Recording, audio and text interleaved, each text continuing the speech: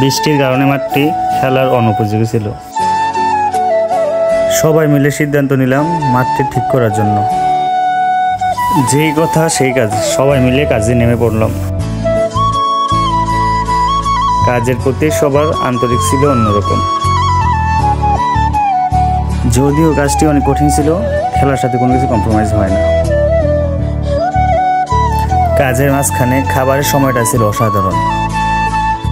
খাবারের মাঝে মজু হচ্ছে আমাদের নিত্যদিনের সঙ্গী।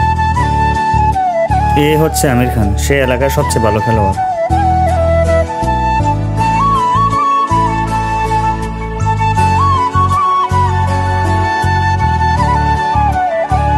এইটাই আমাদের প্রাণপ্রিয় খেলার মাঠ। খাবার শেষ করে সবাই কাজে নেমে পড়লাম। কাজের মাঝে কম্বিনেশনটা অনেক ভালো ছিল।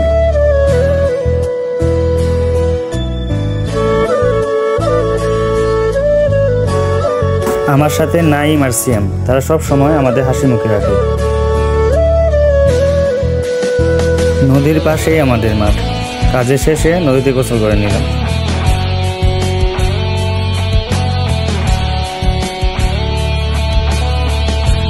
সব কিছু মিলিয়ে আজকে দিনটি স্মরণীয় হয়ে থাকবে।